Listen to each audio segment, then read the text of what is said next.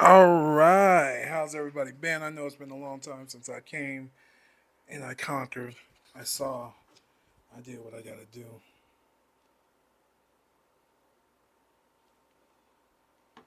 And let me fix this lighting. There we go. What? Nigga. That's great.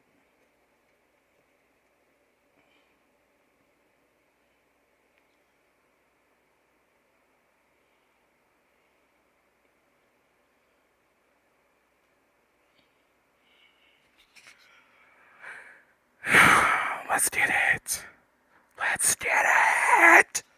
The biggest motherfucking Royal Rumble of 2024 that sets the president of 2025, 2026, 2027, the presidential debate. I know I'm late, but let's get into it.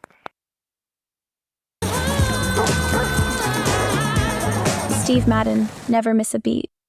I mean, it's crazy to think about it. Like, it used to cost millions to advertise on TV, and now, because of streaming, even with $50, I mean, you can advertise on TV. You can advertise between your favorite TV shows. You can advertise on live sports game, NHL, NBA, whatever. Just for $50. I mean, any brand can do it. It's a game changer. It's a massive game changer. Any brand should be advertising on TV right now, and should. In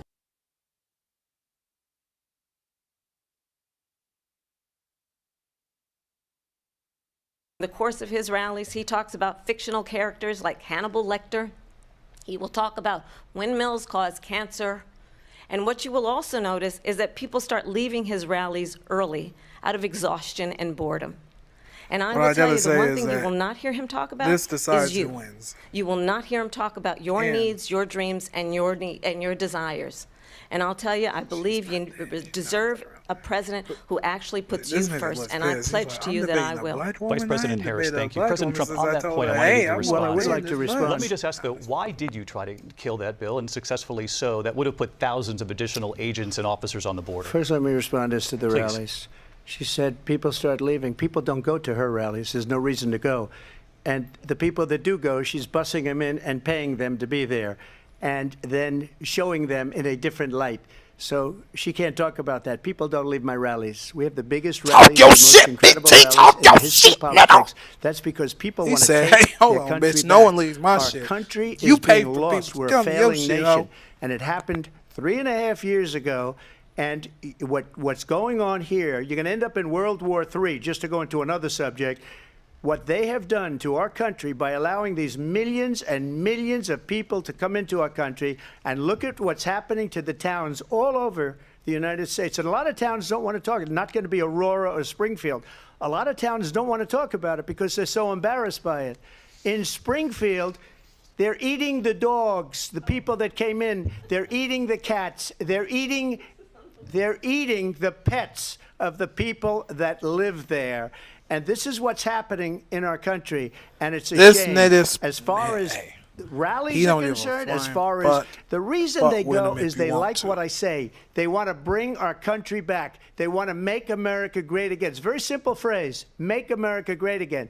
She's destroying this country, and if she becomes president, this country doesn't have a chance of success. Not only success, we'll end up being Venezuela on steroids. I just want to clarify here. You bring up Springfield, Ohio, and ABC News did reach out to the city manager there. He told us there have been no credible reports of specific claims of pets being harmed, injured, or abused by individuals within the immigrant community. Well, I've seen people on television. Let me just say here, this is the people on television say my dog was taken and used for food. So maybe he said that, and maybe that's a good thing to say for a city manager. I'm not taking this from but television. But the people are on television saying their manager. dog was eaten by the people that went there. Again, the Springfield city manager says there's no evidence of that. Vice President Harris, I'll let you respond to the rest of what you've heard.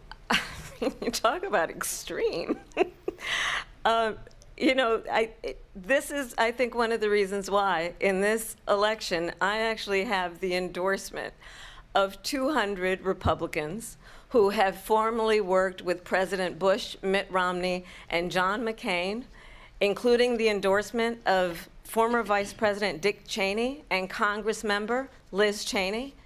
And if you want to really know the inside track on who the former president is, if he didn't make it clear already, just ask people who have worked with him. His former chief of staff, a 4-star general, has said he has contempt for the Constitution of the United States. His former national security advisor has said he is dangerous and unfit. His former Secretary calm of down, Defense calm down, 'cause has said the that's nation, mean. the Republic, would never survive another Trump term. And when we listen to this kind of rhetoric, when the issues that affect the American people are not being addressed, I think the choice is clear in this election. President Trump, I'll give you a quick minute to respond Yeah. here. Thank you, because when I hear that, see, I'm a different kind of a person. I fired most of those people. Not so graciously. They did bad things or a bad job. I fired them. They never fired one person. They didn't fire anybody having to do with Afghanistan and the Taliban and the 13 people who's were just killed, viciously and violently killed. And I got to know the parents and the family. They didn't fire. They should have fired all those generals, all those top people, because that was one of the most incompetently handled situations anybody has ever seen. So when somebody does a bad job, I fire him. And you take a guy like Esper. He was no good. I fired him. So he writes a book. Another one writes a book. Because with me, they can write books. With nobody else can they. But they have done such a poor job, and they never fire anybody. Look at the economy. Look at the inflation. They didn't fire any of their economists. They have the same people. That's a good way not to have books written about you. But just to finish, I got more votes than any Republican in history by far. In fact, I got more votes than any president, sitting president, in history by far. Let me continue on immigration. It was what you wanted to talk about earlier, so let's get back to your deportation proposal that the vice president has reacted to as well. President Trump, you call this the largest domestic deportation operation in the history of our country. You say you would use the National Guard. You say if things get out of control, you'd have no problem using the U.S. military. Police, yes. You also said you would use local police. How would you deport 11 million undocumented immigrants? I know you believe that number is much higher. Take us through this. What does this look like? Will authorities be going door to door in this country? Yeah, it is much higher because of them. They allowed criminals, many millions of criminals. They allowed terrorists. They allowed common street criminals. They allowed people to come in, drug dealers, to come into our country. And they're now in the United States and told by their countries like Venezuela, don't ever come back or we're going to kill you. Do you know that crime in Venezuela and crime in countries all over the world is way down? You know why? Because they've taken their criminals off the street and they've given them to her to put into our country. And this will be one of the greatest mistakes in history for them to allow. He's right. And I think He's right. because they think they're going to get votes, but it's not worth it because they're destroying the fabric of our country by what they've done. There's never been anything done like this at all. They've destroyed the fabric of our country. Millions of people let in, and all over the world, crime is down all over the world except here. Crime here is up and through the roof. Despite their fraudulent statements that they made, crime in this country is through the roof. And we have a new form of crime. It's called migrant crime. And it's happening at levels that nobody thought possible. President Trump, as you know, the FBI says overall violent crime is actually coming down in this country. But Vice Excuse President me, Harris, the FBI they were defrauding statements. They didn't include the worst cities. They didn't include the cities with the worst crime. It was a fraud. Just like their number of 818,000 jobs that they said they created turned out to be a fraud. President Trump, thank you. I'll let you respond, Vice President Harris. Well, I think this is so rich, coming from someone who has been prosecuted for national security crimes, economic crimes, election interference, has been found liable for sexual assault, and his next big court appearance is in November at his own criminal sentencing. And let's be clear where each person stands on the issue of what is important about respect for the rule of law and respect for law enforcement. The former vice president called for defunding federal law enforcement, 45,000 agents, get this, on the day after he was arraigned on 34 felony counts. So let's talk about what is important in this race. It is important that we move forward, that we turn the page on this same old tired rhetoric and address the needs of the American people, address what we need to do about the housing shortage, which I have a plan for, address what we must do to support our small businesses, address bringing down the price of groceries. But frankly, the American people are exhausted with this same old tired playbook. Vice President Harris, thank you. Excuse me. Every one of those cases was started by them against their political opponent. And I'm winning most of them, and I will win the rest on appeal. And you saw that with the decision that came down just recently from the Supreme Court. I'm winning most of them. But those are cases, it's called weaponization. Never happened in this country. They weaponized the Justice Department. Every one of those cases was involved with the DOJ, from Atlanta and Fani Willis to the Attorney General of New York and the DA in New York. Every one of those cases. And then they say, oh, he's a criminal. They're the ones that made them go after me. By the way, Joe Biden was found essentially guilty on the documents case. And what happened in my documents case? They said, oh, that's the toughest of them all. A complete and total victory. 2 months ago, it was thrown out. It's weaponization, and they used it, and it's never happened in this country. They used it to try and win an election. They're fake cases. President Trump, thank you. A really quick response here, Vice President Harris, on this notion of weaponization of the Justice Department. Well, let's talk about extreme and understand the context in which this election in 2024 is taking place. The United States Supreme Court recently ruled that the former president would essentially be immune from any misconduct if he were to enter the White House again. Understand, this is someone who has openly said he would terminate, I'm quoting, terminate the Constitution of the United States. Granted, that he would weaponize. she's kind of right, but her last, she didn't say really much. She didn't really say much. Don't let that shit fool you. She said, I do have a plan. Like, let's really dissect shit. She said, I have a plan. She didn't say, what it would mean if Donald Trump were back in the White House with no guardrails. Because certainly we know now that the court won't stop him. We know J.D. Vance ain't razzle-dazzling me. He's funny as shit. The American people. Vice President to stop Harris, him. thank you. Lindsay? Vice President Harris, in your last run for president.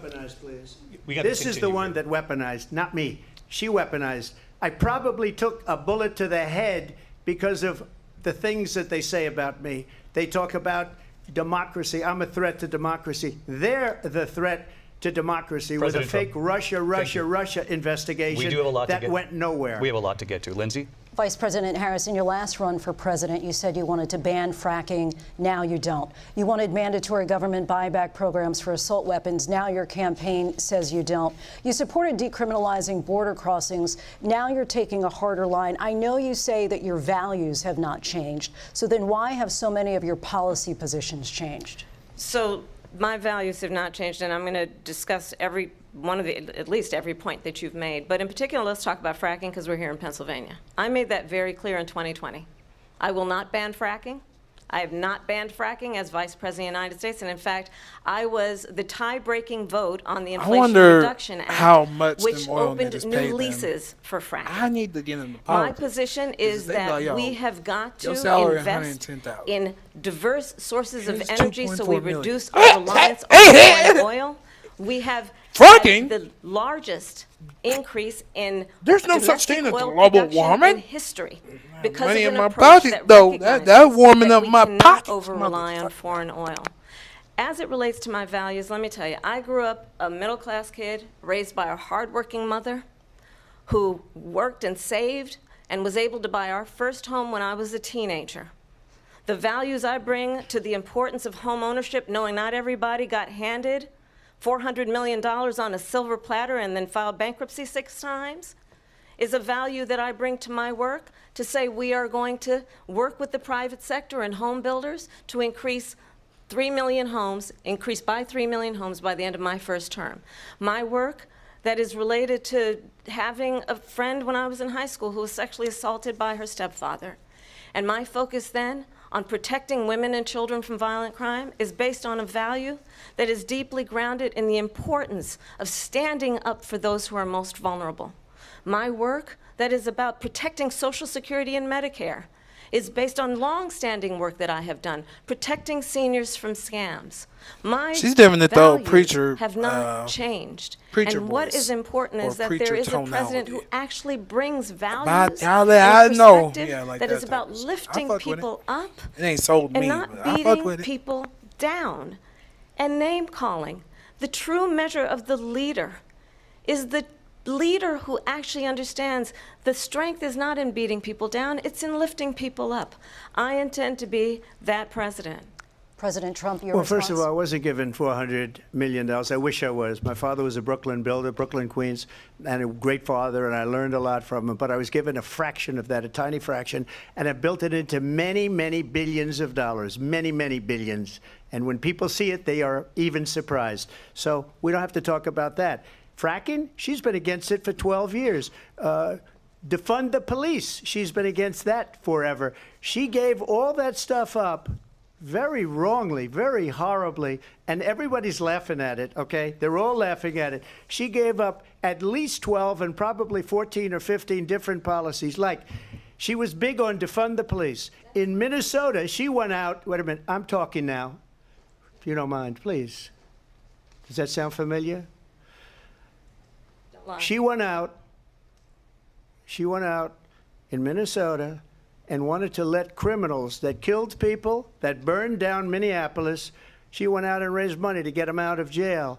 She did things that nobody would ever think of. Now she wants to do transgender operations on illegal aliens that are in prison. This is a radical left liberal that would do this. She wants to confiscate your guns, and she will never allow fracking in Pennsylvania.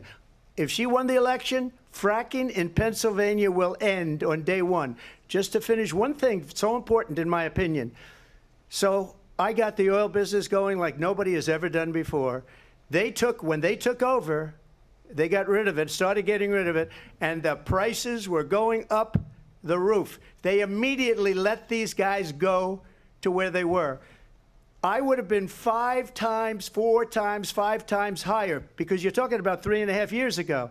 They got it up to where I was because they had no choice, because the prices of energy were quadrupling and doubling. You saw what happened to gasoline.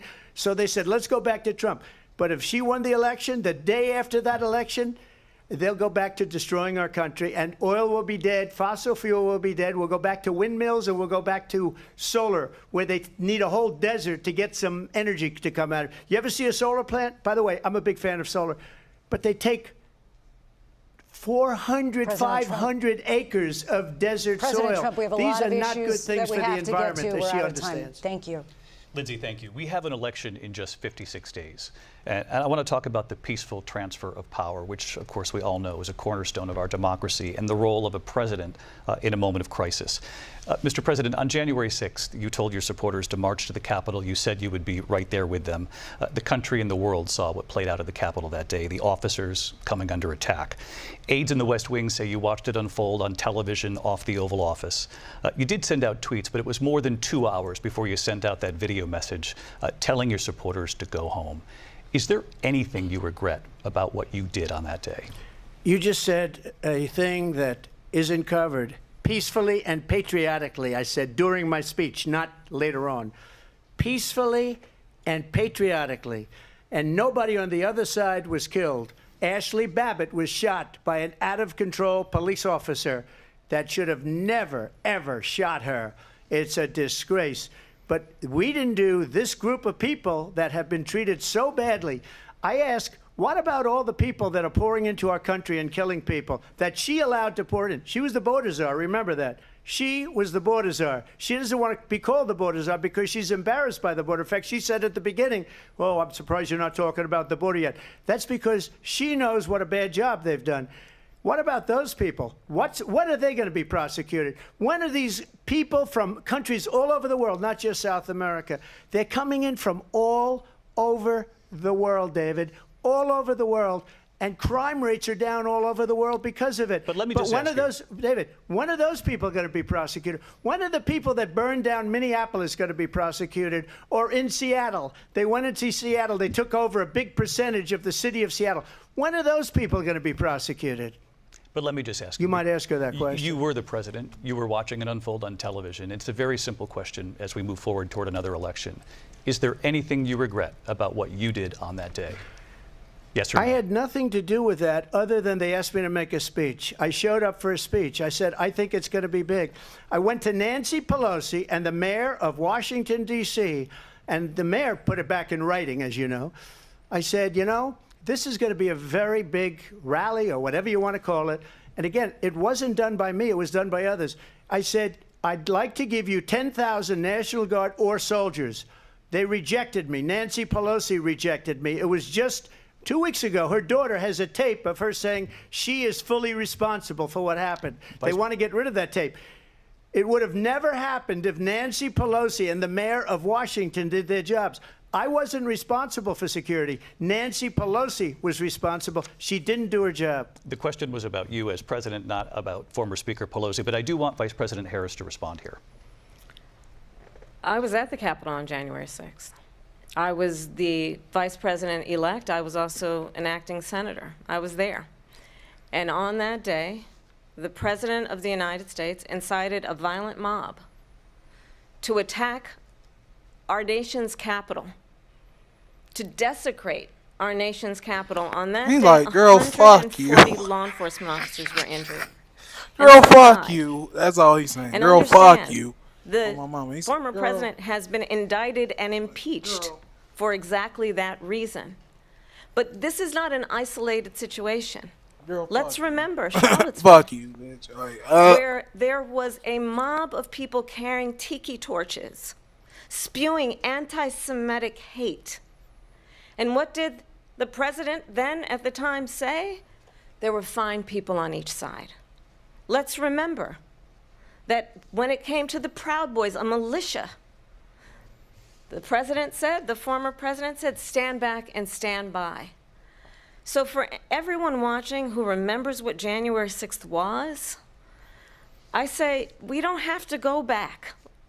Let's not go back. We're not going back. It's time to turn the page. And if that was a bridge too far for you, well, there is a place in our campaign for you to stand for country, to stand for our democracy, to stand for rule of law, and to end the chaos, and to end the approach that is about attacking the foundations of our democracy because you don't like the outcome. And be clear on that point. Donald Trump, the candidate, has said in this election there will be a bloodbath if this and the outcome of this election is not to his liking. Let's turn the page on this. Let's not go back. Let's chart a course for the future and not go backwards to the past. Let me just follow up here. It was a different term, and it was a term that related to energy because they have destroyed our energy business. That was where bloodbath was. Also, on Charlottesville, that story has been, as you would say, debunked. Laura Ingraham, Sean Hannity, Jesse, all of these people, they covered it. If they go an extra sentence, they will see it was perfect. It was debunked in almost every newspaper, but they still bring it up, just like they bring 2025 up. They bring all of this stuff up. I ask you this. You talk about the Capitol. Why are we allowing these millions of people to come through on the southern border? How come she's not doing anything? And I'll tell you what I would do, and I would be very proud to do it. I would say we would both leave this debate right now. I'd like to see her go down to Washington, D.C. during this debate because we're wasting a lot of time. Go down to, because she's been so bad, it's so ridiculous. Go down to Washington, D.C. and let her sign a bill to close up the border because they have the right to do it. They don't need bills. They have the right to do it. The President of the United States, you'll get him out of bed. You'll wake him up at 4 o'clock in the afternoon. Right. You'll say, come on down to the office. Let's sign a bill. If he signs a bill that the border is closed, all he has to do is say it to the Border Patrol, who are phenomenal. If they do that, the border is closed. Mr. Those President, people are killing many people, unlike J6. We talked immigration here tonight. I do want to focus on this next issue to both of you because it really brings us this into focus, truth in these times that we're living in. Mr. President, for 3.5 years after you lost the 2020 election, you repeatedly falsely claimed that you won, many times saying you won in a landslide. In the past couple of weeks leading up to this debate, you have said, quote, you lost by a whisker, that you, quote, didn't quite make it, that you came up a little bit short. I said that? Are you now acknowledging that you lost in 2020? No, I don't acknowledge that at all. But I you said did that say sarcastically. that. You know that. It was said, oh, we lost by a whisker. That was said sarcastically. Look, there's so much proof. All you have to do is look at it. And they should have sent it back to the legislatures for approval. I got almost 75 million votes, the most votes any sitting president has ever gotten. I was told if I got 63, which was what I got in 2016, you can't be beaten. The election, people should never be thinking about an election as fraudulent. We need two things. We need walls, and we have to have it. We have to have borders, and we have to have good elections. Our elections are bad. And a lot of these illegal immigrants coming in, they're trying to get them to vote. They can't even speak English. They don't even know what country they're in practically. And these people are trying to get them to vote. And that's why they're allowing them to come into our country. I did watch all of these pieces of video. I didn't detect the sarcasm, lost by a whisker. We didn't quite make it. And we should just point out here as clarification, and you know this, you and your allies, 60 cases in front of many judges, many of them Republican. No judge looked at it. And said they there was said no we didn't have widespread fraud. standing. That's the other thing. They said we didn't have standing, a technicality. Can you imagine a system where a person in an election doesn't have standing? The President of the United States doesn't have standing. That's how we lost. If you look at the facts, and I'd love to have you'll do a special on it. I'll show you Georgia, and I'll show you Wisconsin, and I'll show you Pennsylvania, and I'll show you. We have so many facts and statistics, but you know what? That doesn't matter because we have to solve the problem that we have right now. That's old news. And the problem that we have right now is we have a nation in decline, and they have put it into decline. We have a nation that is dying, David. Mr. President, thank you. Vice President Harris, you heard the president there tonight. He said he didn't say that he lost by a whisker. So he still believes he did not lose the election that was won by President Biden and yourself. But I do want to ask you about something that's come up in the last couple of days. This was a post from President Trump about this upcoming election just weeks away. He said, when I win, those people who cheated, and then he lists donors, voters, election officials, he says will be prosecuted to the fullest extent of the law, which will include long-term prison sentences. One of your campaign's top lawyers responded saying, we won't let Donald Trump intimidate us. We won't let him suppress the vote. Is that what you believe he's trying to do here? Donald Trump was fired by 81 million people. So let's be clear about that. And clearly he is having a very difficult time processing that. But we cannot afford to have a president of the United States who attempts, as he did in the past, to upend the will of the voters in a free and fair election. And I'm going to tell you that I have traveled the world as Vice President of the United States, and world leaders are laughing at Donald Trump. I have talked with military leaders, some of whom worked with you, and they say you're a disgrace. And when you then talk in this way in a presidential debate and deny what over and over again are court cases you have lost because you did in fact lose that election, it leads one to believe that perhaps we do not have in the candidate to my right the temperament or the ability to not be confused about fact. That's deeply troubling, and the American people deserve better. I'll give you 1 minute to respond, Mr. President. Let me just say about world leaders. Viktor Orban, one of the most respected men, they call him a strong man. He's a tough person, smart. Prime Minister of Hungary. They said, why is the whole world blowing up? 3 years ago it wasn't. Why is it blowing up? He said, because you need Trump back as president. They were afraid of him. China was afraid, and I don't like to use the word afraid, but I'm just quoting him. China was afraid of him. North Korea was afraid of him. Look at what's going on with North Korea, by the way. He said Russia was afraid of him. I ended the Nord Stream 2 pipeline, and Biden put it back on day one, but he ended the XL pipeline. The XL pipeline, in our country. He ended that. But he let the Russians build a pipeline going all over Europe and heading into Germany, the biggest pipeline in the world. Look, Viktor Orban said it. He said the most respected, most feared person is Donald Trump. We had no problems when Trump was president, but when this weak, pathetic man that you saw at a debate just a few months ago, that if he weren't in that debate, he'd be running instead of her. She got no votes. He got 14 million votes. What you did, you talk about a threat to democracy. He got 14 million votes, and they threw him out of office. And you know what? I'll give you a little secret. He hates her. He can't stand her. But he got 14 million votes. They threw him out. She got 0 votes. And when this nigga is hilarious.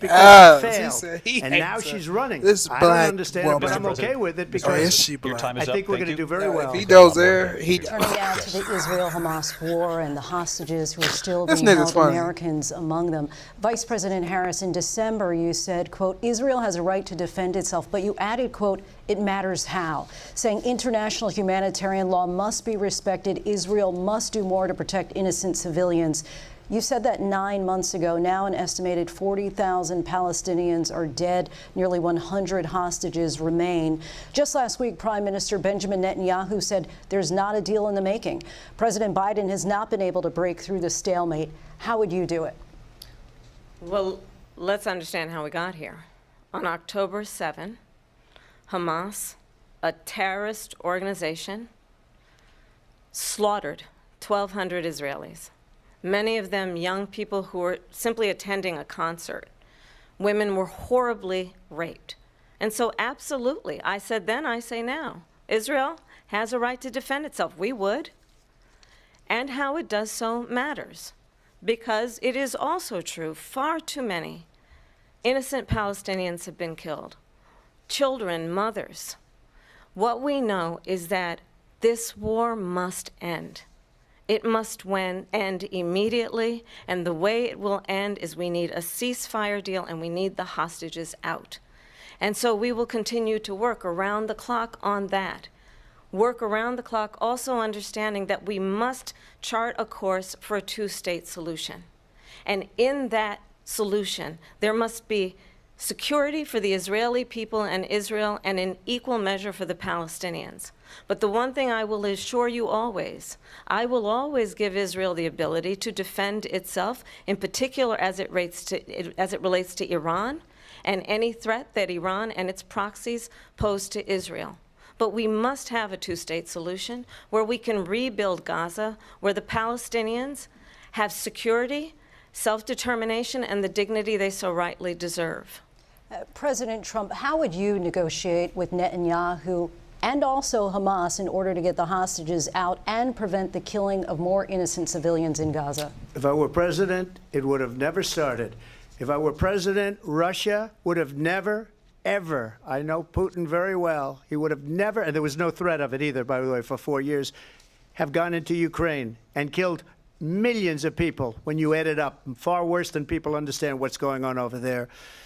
But when she mentions about Israel, all of a sudden, she hates Israel. She wouldn't even meet with Netanyahu when he went to Congress to make a very important speech. She refused to be there because she was at a sorority party of hers. She wanted to go to the sorority party.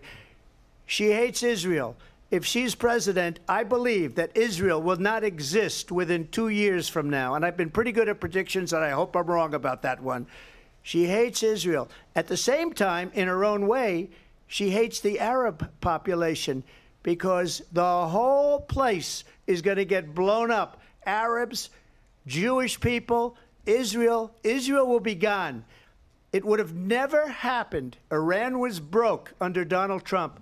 Now Iran has $300 billion because they took off all the sanctions that I had. Iran had no money for Hamas or Hezbollah or any of the 28 different spheres of terror, and they are spheres of terror, horrible terror. They had no money. It was a big story, and you know it. You covered it very well, actually. They had no money for terror. They were broke. Now they're a rich nation, and now what they're doing is they're spreading that money around. Look at what's happening with the Houthis and Yemen. Look at what's going on in the Middle East. this would have never happened. I will get that settled and fast, and I'll get the war with Ukraine and Russia ended. If I'm president-elect, I'll get it done before even becoming president. Vice President Harris, he says you hate Israel. That's absolutely not true. I have my entire career and life supported Israel and the Israeli people. He knows that. He's trying to, again, divide and distract from the reality, which is it is very well known that Donald Trump is weak and wrong on national security and foreign policy. It is well known that he admires dictators, wants to be a dictator on day one, according to himself. It is well known that he said of Putin that he can do whatever the hell he wants and go into Ukraine. It is well known that he said when Russia went into Ukraine, it was brilliant. It is well known he exchanged love letters with Kim Jong-un. And it is absolutely well known that these dictators and autocrats are rooting for you to be president again because they're so clear. They can manipulate you with flattery and favors. And that is why so many military leaders who you have worked with have told me you are a disgrace. That is why we understand that we have to have a president who is not consistently weak and wrong on Vice national President security, Harris. including the importance of upholding and respecting in highest regard our military. Vice President Harris, thank you. They're the ones, and she's the one that caused it, that's weak on national security by allowing every nation last month for the year, 168 different countries sending people into our country. Their crime rates are way down. Putin endorsed her last week, said, I hope she wins. And I think he meant it, because what he's gotten away with is absolutely incredible. It wouldn't have happened with me. The leaders of other countries think that they're weak and incompetent, and they are. They're grossly incompetent.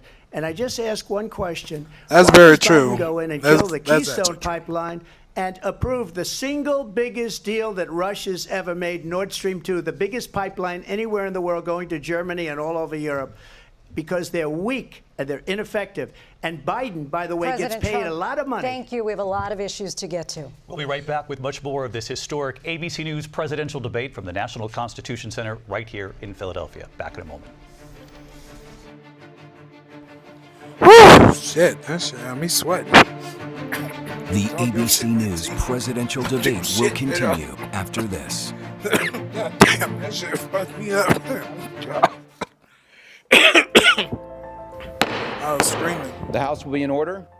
This year, Kamala doing C-SPAN her celebrates thing, too. 45 I'm not years gonna lie. of covering Kamala doing her Congress like goddamn no thing. other. Yeah, she Since ain't answering questions. 1979, It's we've like been this. your primary source I for think they was Capitol like, Hill, we're gonna do what he providing do. balanced, Don't unfiltered answer coverage a of government, goddamn question. taking you to where the policies debated And and one decided, thing is true. all with the support of Two America's things cable certain. companies. Kamala Harris don't give a C-SPAN, fuck about them 45 saying years and counting. That's Powered by facts. cable. She don't give a damn. As a matter of fact, she's like, keep bombing them. She don't Friday care about. nights. Man, Watch if you C-SPAN's niggas think that she give a 2024 fuck campaign about trail. Palestine, boy, When I you was wanted an to get idiot. out there, I found you. You gave me the space I needed to keep me comfortable. Because I get better inside by getting outside. Stay out there with Ultra. Building your online business? Go to Wix.com and set up your store on a single integrated platform. Add products, showcase them dynamically, and seamlessly track your inventory. Accept multiple secure payments, and design your storefront down to the very last detail. Get all the tools you need. Drive more sales with customizable gift cards and flexible product subscriptions. Retain customers with a point-based loyalty program, email automations, and reach millions with sales channel integrations. Complete your setup with a personalized analytics dashboard. Make smart business decisions and shape the next phase of your business. Build, manage, and grow from one place. Go to Wix and launch your online business today.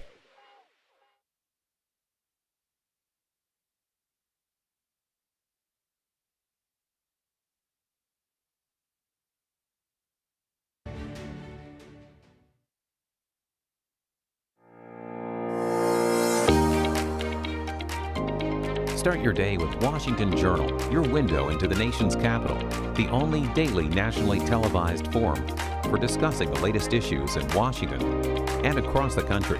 What I love about your show is that it gives the people an opportunity to speak for themselves on the issues that they actually care about.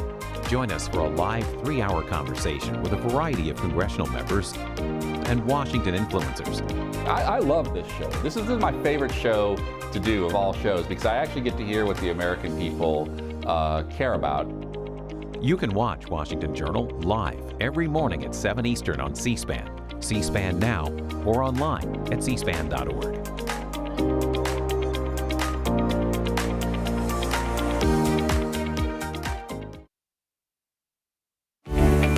Listening to programs on C-SPAN through C-SPAN Radio is easy. Tell your smart speaker, play C-SPAN Radio, and listen to Washington Journal daily at 7 a.m. Eastern. Important public affairs events throughout the day. And weekdays, catch Washington Today. Listen to C-SPAN anytime. Just tell your smart speaker, play C-SPAN Radio. C-SPAN, powered by cable.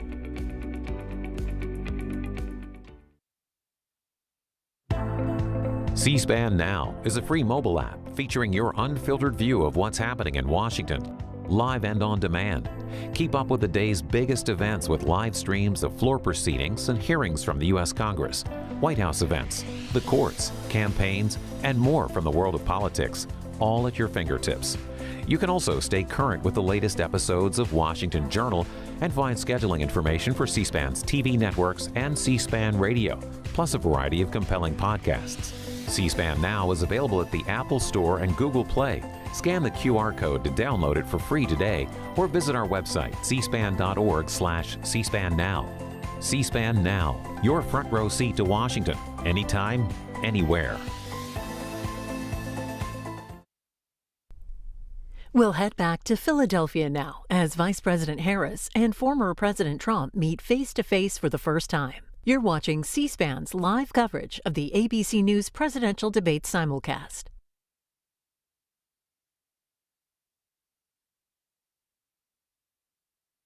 Constitution Center in Philadelphia, Pennsylvania. Here again, David Muir and Lindsay Davis.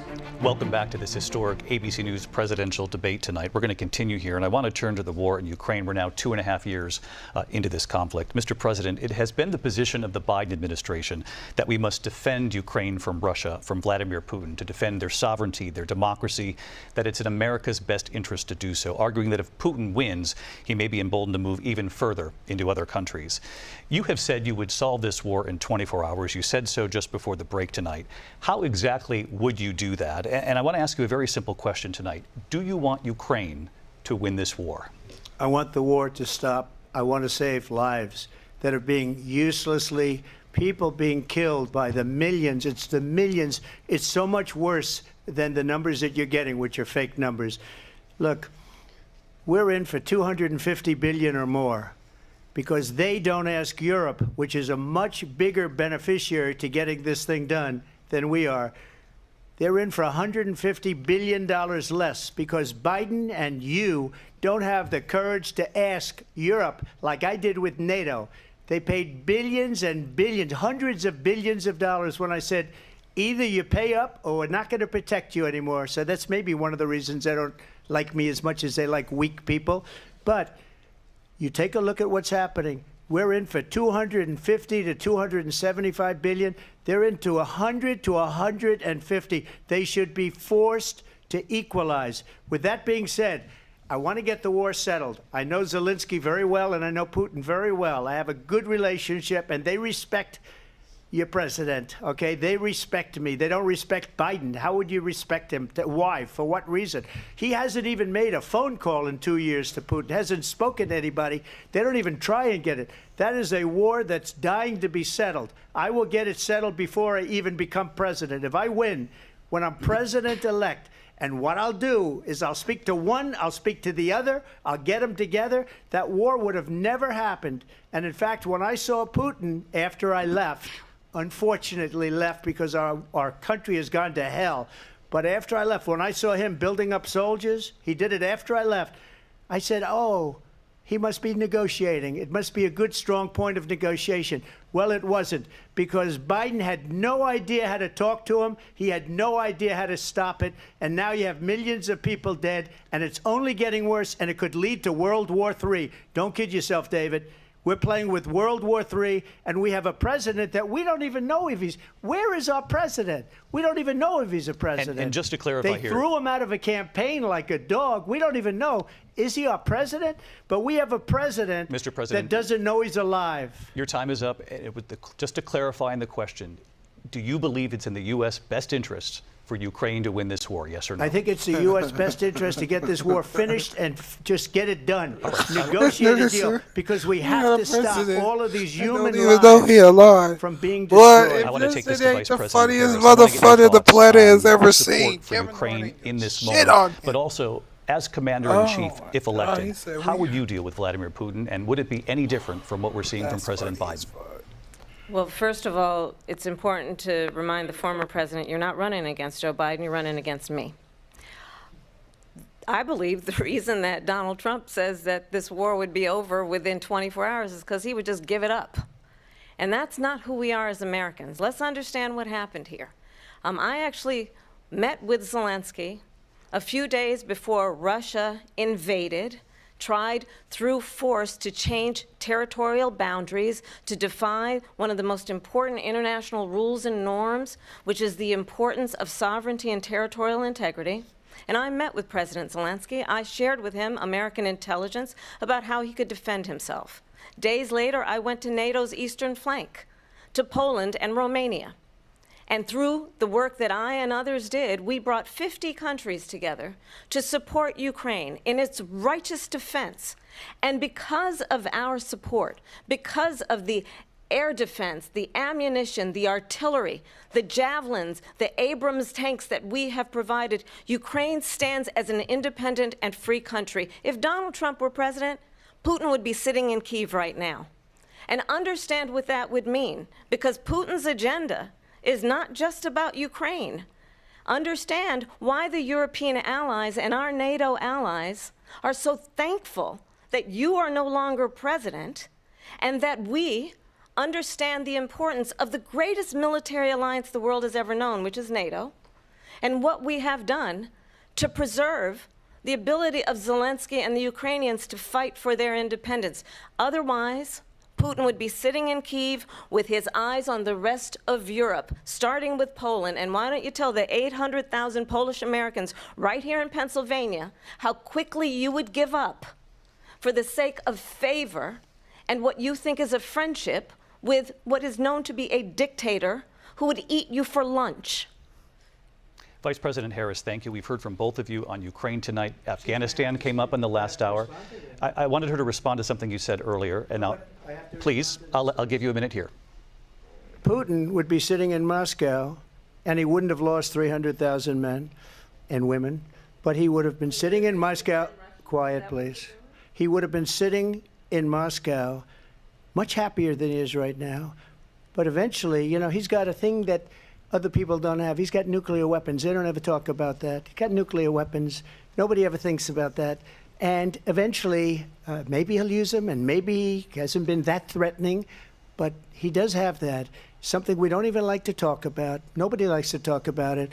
But just so you understand, they sent her to negotiate peace before this war started. 3 days later, he went in and he started the war because everything they said was weak and stupid. They said the wrong things. That war should have never started. She was the emissary. They sent her in to negotiate with Zelensky and Putin, and she did. And the war started 3 days later. And that's the kind of talent we have with her. She's worse than Biden. In my opinion, I think he's the worst president in the history of our country. She goes down as the worst vice president in the history of our country. But let me tell you something. She is a horrible negotiator. They sent her in to negotiate. As soon as they left, Putin did the invasion. President Trump, thank you. You did bring up something. You said she went to negotiate with Vladimir Putin. Vice President Harris, have you ever met Vladimir Putin? Can you clarify tonight? Yet again, I said it at the beginning of this debate, you're going to hear a bunch of lies coming from this fellow. And that is another one. When I went to meet with President Zelensky, I've now met with him over 5 times. The reality is it has been about standing as America always should, as a leader upholding international rules and norms, as a leader who shows strength, understanding that the alliances we have around the world are dependent on our ability to look out for our friends and not favor our enemies because you adore strongmen instead of caring about democracy. And that is very much what is at stake here. The President of the United States is commander-in-chief. And the American people have a right to rely on a president who understands the significance of America's role and responsibility in terms of ensuring that there is stability and ensuring we stand up for our principles and not sell them for the benefit of personal flattery. We've talked about Ukraine and Vladimir Putin. I do want to talk about Afghanistan. It came up in the first hour of this debate. I want to move on to Afghanistan. Stoltenberg said Trump did the most amazing thing I've ever seen. He got these countries, the 28 countries at the time, to pay up. He said, I've never seen. He's the head of NATO. He said, I've never seen. For years, we were paying almost all of NATO. We were being ripped off by European nations, both on trade and on NATO. I got them to pay up by saying one of the statements you made before, if you don't pay, we're not going to protect you. President Otherwise, Trump. we would have never gotten it. He said it was one of the most incredible jobs that he's ever seen done. Thank you. I want to turn to Afghanistan. It came up in the first hour of the debate, and we witnessed a poignant moment today on Capitol Hill, honoring the soldiers who died in the chaotic withdrawal from Afghanistan. I do want to ask the Vice President, do you believe you bear any responsibility in the way that withdrawal played out? Well, I will tell you, I agreed with President Biden's decision to pull out of Afghanistan. 4 presidents said they would, and Joe Biden did. And as a result, America's taxpayers are not paying the $300 million a day we were paying for that endless war.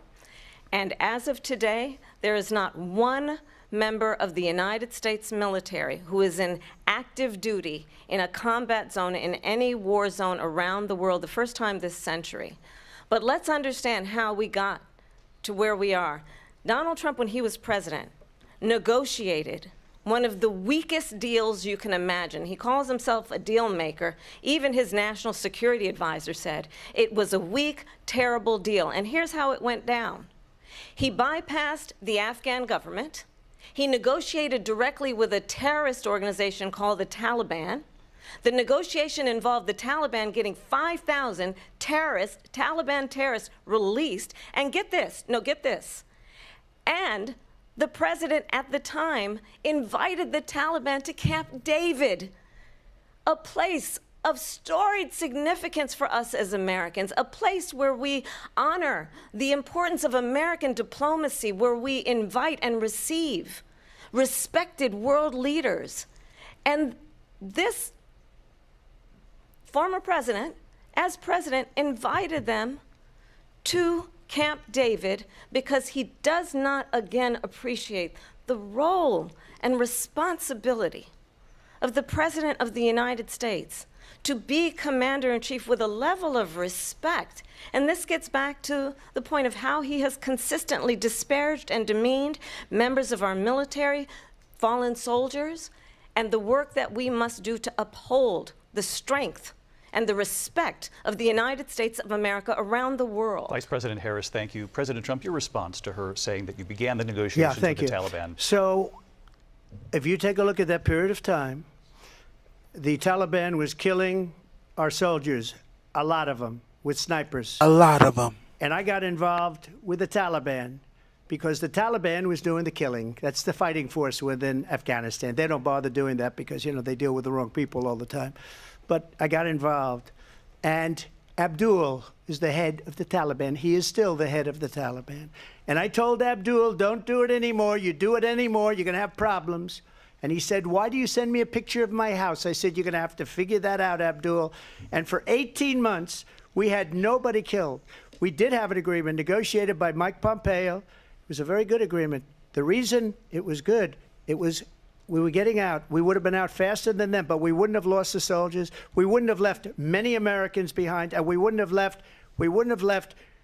$85 billion worth of brand new, beautiful military equipment behind. And just to finish, They blew it. The agreement said you have to do this, and they didn't do it. They didn't do it. The agreement was terminated by us because they didn't do what they were supposed to do. I want to move on. And these people did the worst withdrawal, and in my opinion, the most embarrassing moment in the history of our country. And by the way, that's why Russia attacked Ukraine, because they saw how incompetent she and her boss are. President Trump. And that's called a I callback, want to my move on now to friends. race and politics in this country. Mr. President, you recently said of Vice President Harris, quote, "I didn't know she was black until a number of years ago when she happened to turn black, and now she wants to be known as black." I want to ask a bigger picture question here tonight. Why do you believe it's appropriate to weigh in on the racial identity of your opponent? I don't, and I don't care. I don't care what she is. I don't care. You make a big deal out of something. I couldn't care less. Whatever she wants to be is okay with me. But those were your words, so I'm I asking. don't know. I don't know. I mean, all I can say is I read where she was not black, that she put out, and I'll say that. And then I read that she was black, and that's okay. Either one was okay with me. That's up to her. That's up to her. Vice President Harris, your thoughts on this? I think it's, I mean, honestly, I think it's a tragedy that we have someone who wants to be president who has consistently, over the course of his career, attempted to use race to divide the American people. You know, I do believe that the vast majority of us know that we have so much more in common than what separates us, and we don't want this kind of approach that is just constantly trying to divide us, and especially by race. And let's remember how Donald Trump started. He was land, he owned buildings, and he was investigated because he refused to rent property to black families. Let's remember, this is the same individual who took out a full-page ad in the New York Times calling for the execution of 5 young black and Latino boys who were innocent, the Central Park 5. Took out a full-page ad calling for their execution. This is the same I think she's the only person that's ever said that. I think she won this round. Big K in the motherfucking house. She won. She won. She won. She might have won the whole shit. No one's ever said that. He was like, I did do that shit. Want someone who understands, as I do, I travel our country. We see in each other a friend. We see in each other a neighbor. We don't want a leader who is constantly trying to have Americans point their fingers at each other. I meet with people all the time who tell me, can we please just have discourse about how we're going to invest in the aspirations and the ambitions and the dreams of the American people? Knowing that regardless of people's color or the language their grandmother speaks, we all have the same dreams and aspirations and want a president who invests in those, not in hate and division. Vice President Harris, thank you. Lindsay? President Trump, this is now your 3rd time. This is the most divisive presidency in the history of our country. There's never been anything like it. They're destroying our country, and they come up with things like what she just said. Going back many, many years, when a lot of people, including Mayor Bloomberg, agreed with me on the Central Park 5, they admitted, they said, they pled guilty. And I said, well, if they pled guilty, they badly hurt a person, killed a person ultimately. And if they pled guilty, then they pled, we're not guilty. But this is a person that has to stretch back years, 40, 50 years ago, because there's nothing now. I built one of the greatest economies in the history of the world, and I'm going to build it again. It's going to be bigger, better, and stronger. But they're destroying our economy. They have no idea what a good economy is. Their oil policies, every single policy. And remember this, she is Biden. You know, she's trying to get away from Biden. I don't know the gentleman, she says. She is Biden. The worst inflation we've ever had, a horrible economy because inflation has made it so bad, and she can't get away with that. Thank you. Your time is up, Lindsay. I want to respond to that, though. I want to just respond briefly. Clearly, I am not Joe Biden, and I am certainly not Donald Trump. And what I do offer is a new generation of leadership for our country, one who believes in what is possible, one who brings a sense of optimism about what we can do instead of always disparaging the American people. I believe in what we can do to strengthen our small businesses, which is why I have a plan. Let's talk about our plans and let's compare the plans. I have a plan to give startup businesses $50,000 tax deduction, to pursue their ambitions, their innovation, their ideas, their hard work. I have a plan, $6,000 for young families for the first year of your child's life, to help you in that most critical stage of your child's development. I have a plan that is about allowing people to be able to pursue what has been fleeting in terms of the American dream by offering a help with down payment of $25,000 down payment assistance for first-time home buyers. That's the kind of conversation, I believe, David, that people really want tonight, as opposed to a conversation that is constantly about belittling and name-calling. Let's turn the page Vice President and move Harris, forward. thank you. Let's turn to policy. President Let's Trump, turn back we to have policy. to move on. President Trump.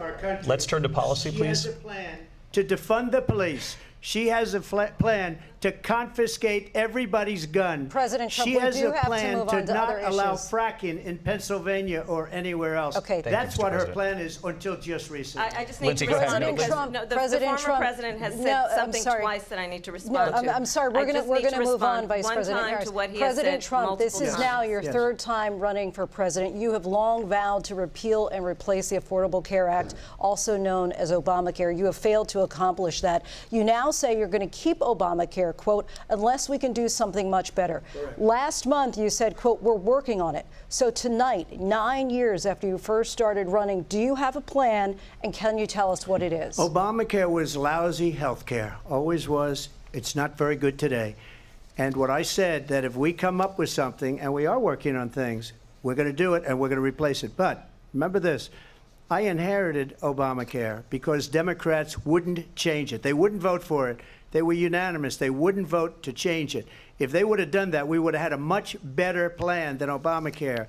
But the Democrats came up. They wouldn't vote for it. I had a choice to make when I was president. Do I save it and make it as good as it can be, never going to be great, or do I let it rot? And I felt I had an obligation, even though politically it would have been good to just let it rot and let it go away.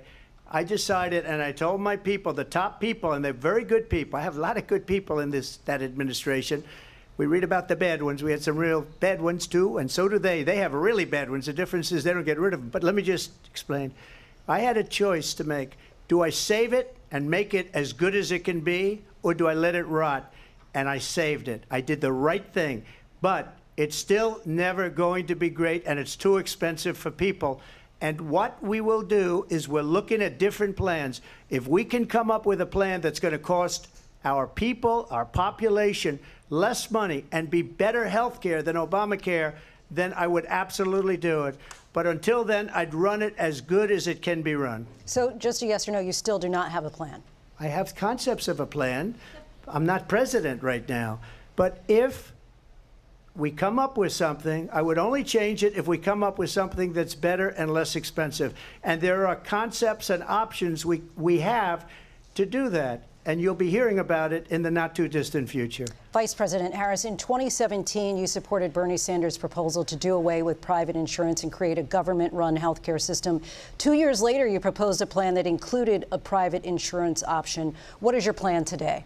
Well, first of all, I absolutely support, and over the last 4 years as vice president, private health care options. But what we need to do is maintain and grow the Affordable Care Act. But I'll get to that, Lindsay. I just need to respond to a previous point that the former president has made. I've made very clear my position on fracking. And then this business about taking everyone's guns away. Tim Walz and I are both gun owners. We're not taking anybody's guns away. So stop with the continuous lying about this stuff. As it relates to the Affordable Care Act, understand, just look at the history to know where people stand. When Donald Trump was president, 60 times he tried to get rid of the Affordable Care Act. 60 times. I was a senator at the time when I will never forget the early morning hours when it was up for a vote in the United States Senate, and the late, great John McCain who Not don't lie, uses he might have that disparity bitch list. If as he being- became president, You don't like him, you said, Remember at the how time you because spoke to he me? got caught. He was an American like hero. it. The It late, wasn't very great John kind. McCain, I will never forget that night. So, walked to the onto tree. the Senate floor and said, no, you don't. No, you don't. No, you don't get rid of the Affordable Care Act. You have no plan. And what the Affordable Care Act has done is eliminate the ability of insurance companies to deny people with pre-existing conditions. I don't have to tell the people watching tonight, you remember what that was like? Remember when an insurance company could deny if a child had asthma, if someone was a breast cancer survivor, if a grandparent had diabetes? And thankfully, as I've been vice president, and we over the last 4 years have strengthened the Affordable Care Act, we have allowed for the first time Medicare to negotiate drug prices on behalf of you, the American people. Donald Trump said he was going to allow Medicare to negotiate drug prices. He never did. We did. And now we have capped the cost of insulin at $35 a month. Since I've been vice president, we have capped the cost of prescription medication for seniors at $2,000 a year. And when I am president, we will do that for all people, understanding that the value I bring to this is that access to health care should be a right and not just a privilege of those who can afford it. And the plan has to be to strengthen the Affordable Care Act, not get rid of it, Vice past his President prologue Harris, thank in terms you. of where Donald Trump stands on that. I want to move to an issue that's important for a lot She made of a mistake. Number one, John McCain fought Obamacare for 10 years. But it wasn't only him. It were all of the Democrats that kept it going. And you know what? We can do much better than Obamacare, much less money. But she won't improve private insurance for people, private medical insurance. That's another thing she doesn't want to give. President People Trump- are paying privately for insurance that have worked hard and made money, and they want to have private. She wants everybody to be on government insurance where you wait 6 months for an operation that you need immediately. President Trump, thank you. We have another issue that we'd like to get to that's important for a number of Americans, in particular younger voters, and that's climate change. President Trump, with regard to the environment, you say that we have to have clean air and clean water. Vice President Harris, you call climate change an existential threat. The question to you both tonight is, what would you do to fight climate change? And Vice President Harris, we'll start with you. 1 minute for you each. Well, the former president had said the climate change is a hoax.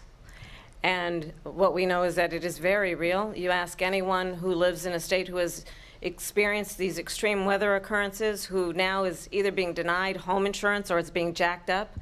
You ask anybody who has been the victim of what that means in terms of losing their home, having nowhere to go. We know that we can actually deal with this issue. The young people of America care deeply about this issue. And I am proud that as vice president over the last 4 years, we have invested $1 trillion in a clean energy economy, while we have also increased domestic gas production to historic levels. We have created over 800,000 new manufacturing jobs while I have been vice president. We have invested in clean energy to the point that we are opening up factories around the world. Donald Trump said he was going to create manufacturing jobs. He lost manufacturing jobs. And I'm also proud to have the endorsement of the United Auto Workers and Sean Fain, who also know that part of building a clean energy economy includes investing in American-made products, American automobiles. It includes growing what we can do around American manufacturing and opening up auto plants, not closing them like happened under Donald Trump. Vice President Harris, thank you. That didn't happen under Donald Trump. Let me just tell you, they lost 10,000 manufacturing jobs this last month. It's going, they're all leaving. They're building big auto plants in Mexico, in many cases owned by China. They're building these massive plants, and they think they're going to sell their cars into the United States because of these people. What they have given to China is unbelievable. But we're not going to let that. We'll put tariffs on those cars so they can't come into our country, because they will kill the United Auto Workers and any auto worker, whether it's in Detroit or South Carolina or any other place. What they've done to business and manufacturing in this country is horrible. We have nothing because they refuse. You know, Biden doesn't go after people because supposedly China paid him millions of dollars. He's afraid to do it. Between him and his son, they get all this money from Ukraine. They get all this money from all of these different countries. And then you wonder, why is he so loyal to this one, that one, Ukraine, China? Why is he? Why did he get $3.5 million from the mayor of Moscow's wife? Why did she pay him $3.5 million? This is a crooked administration, and they're selling our country down the tubes. President Trump, thank you. Thank you. We'll be right back with closing statements from both of our candidates. An historic night, this ABC News presidential debate from Philadelphia. Back in a moment.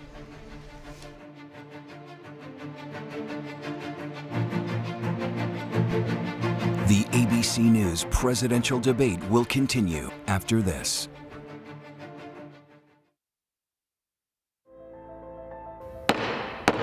The House will be in order. This year, C-SPAN celebrates 45 years of covering Congress like no other. Since 1979, we've been your primary source for Capitol Hill, providing balance. Oh, this debate been the most Raising Cane's is hilarious. celebrating our golden birthday, but not just with deliciously golden hand-battered chicken fingers. We're starting the party by giving away over $100,000 worth of golden prizes. Visit RaisingCanesBirthday.com for a chance to win a piece of the golden celebration. Raising Cane's chicken fingers, one love. Not everyone's life runs in straight lines. At Sophia, we get that. Our flexible, affordable, self-paced college-level courses help thousands of people just like you complete their degrees for only $99 a month. She was, oh, I'm black. I could dunk, Campaign motherfucker. ads. Watch Boom C-SPAN's on that 2024 nigga. You hear campaign me? trail Goddamn it. Friday nights at 7:30 So, p.m. Eastern on C-SPAN. man. Fuck this online at nigga. cspan.org or download as a podcast on C-SPAN Now, our free mobile app, or wherever you get your podcasts. C-SPAN, your unfiltered view of politics.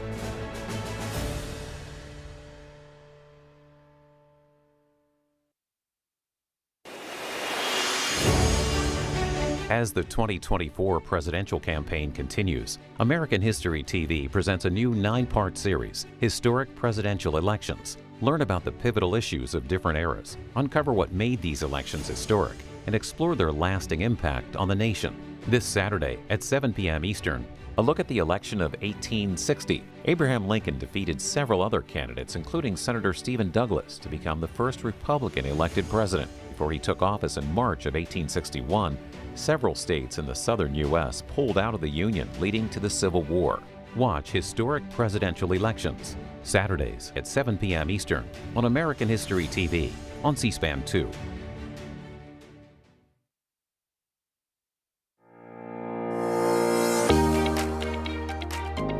Start your day with Washington Journal, your window into the nation's capital, the only daily nationally televised forum for discussing the latest issues in Washington and across the country. What I love about your show is that it gives the people an opportunity to speak for themselves on the issues that they actually care about. Join us for a live 3-hour conversation with a variety of congressional members and Washington influencers. I love this show. This is my favorite show to do of all shows because I actually get to hear what the American people care about.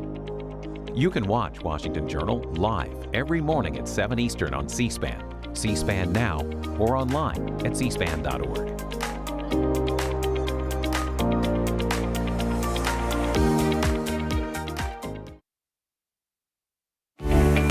Listening to programs on C-SPAN through C-SPAN Radio is easy. Tell your smart speaker, play C-SPAN Radio, and listen to Washington Journal daily at 7 a.m. Eastern. Important public affairs events throughout the day. And weekdays, catch Washington Today. Listen to C-SPAN anytime. Just tell your smart speaker, play C-SPAN Radio. C-SPAN, powered by cable.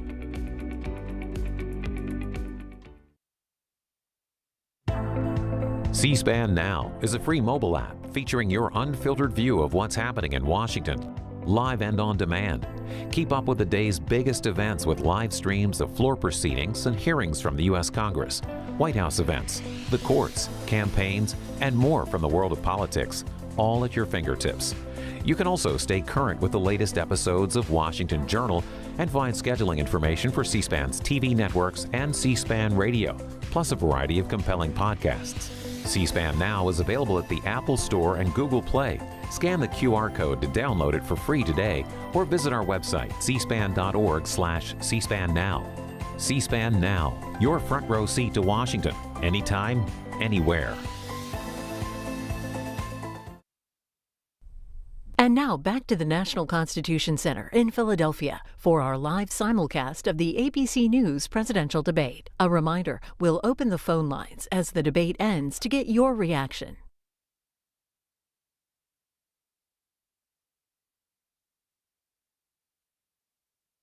Constitution Center in Philadelphia, Pennsylvania. Here again, David Muir and Lindsay Davis. Welcome back tonight. The time has come for closing statements, and Vice President Harris, we begin with you. So I think you've heard tonight two very different visions for our country. One that is focused on the future, and the other that is focused on the past, and an attempt to take us backward. But we're not going back. And I do believe that the American people know we all have so much more in common than what separates us. And we can chart a new way forward. And a vision of that includes having a plan, understanding the aspirations, the dreams, the hopes, the ambition of the American people, which is why I intend to create an opportunity economy, investing in small businesses, in new families, in what we can do around protecting seniors, what we can do that is about giving hardworking folks a break and bringing down the cost of living. I believe in what we can do together that is about sustaining America's standing in the world and ensuring that we have the respect that we so rightly deserve, including respecting our military and ensuring we have the most lethal fighting force in the world. I will be a president that will protect our fundamental rights and freedoms, including the right of a woman to make decisions about her own body and not have her government tell her what to do. I'll tell you, I started my career as a prosecutor. I was a DA, I was an attorney general, a United States senator, and now vice president. I've only had one client, the people. And I'll tell you, as a prosecutor, I never asked a victim or a witness, are you a Republican or a Democrat? The only thing I ever asked them, are you okay? And that's the kind of president we need right now. Someone who cares about you and is not putting themselves first. I intend to be a president for all Americans and focus on what we can do over the next 10 and 20 years to build back up our country by investing right now in you, the American people. Vice President Harris, thank you. President Trump?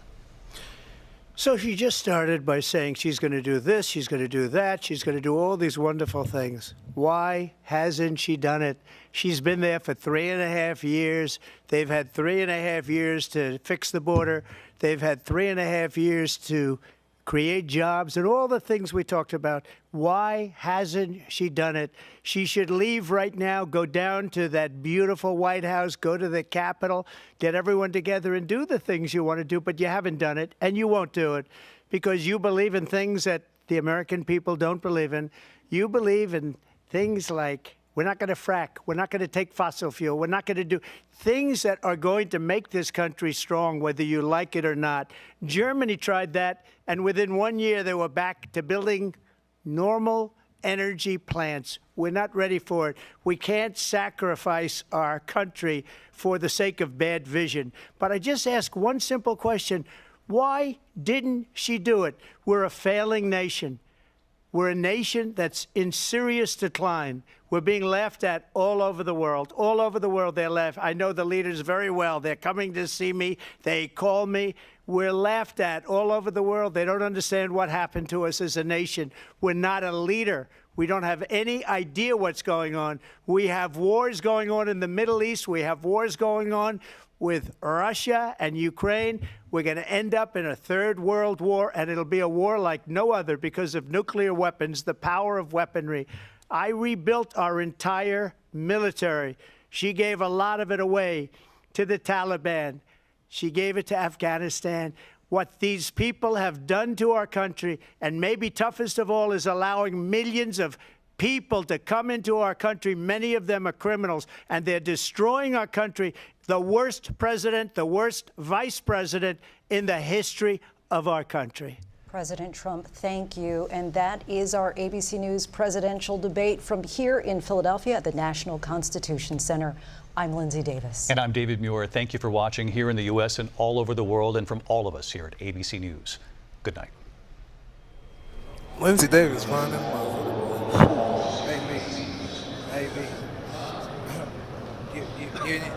And that concludes the ABC presidential debate. C-SPAN's coverage of it continues here tonight with viewer reaction and reaction on the ground. What do y'all think? Who are y'all voting for now? Are you voting for Trump? Are you against illegal immigrants and illegal activity? Let's go down or are you voting into the Kamala spin room Harris? at Are the you Philadelphia for illegal Convention immigrants? Center and listen in. She's moving in the right direction, showing up in the right parts of our state in order to make the case. This was a great debate. Probably. They said Colorado wasn't ready for women to vote. They said we weren't prepared for vote by mail or same-day registration. They said letting independents vote was too confusing and too expensive. Now they're saying voters shouldn't have better choices in our elections. They're wrong again. This November, let's show them that elections belong to voters, not political parties. Vote yes for open primaries and Final Four ranked voting. Paid for by Colorado Voters First. Owen Clough, registered agent.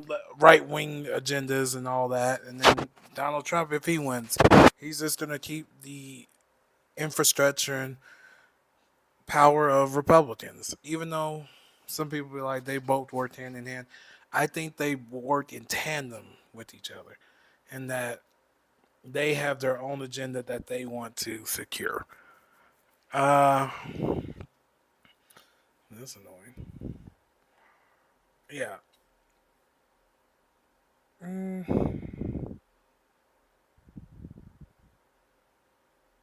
Very entertaining, though.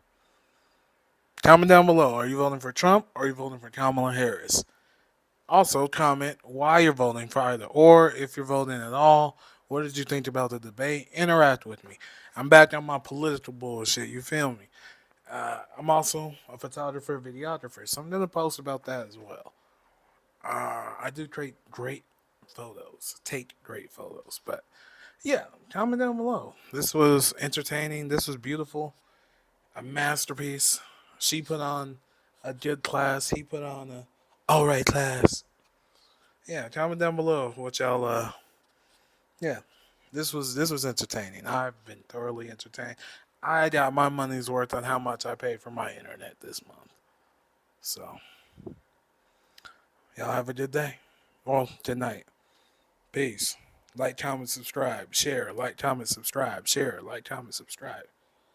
And, yeah, we out. We out this bitch for real. That was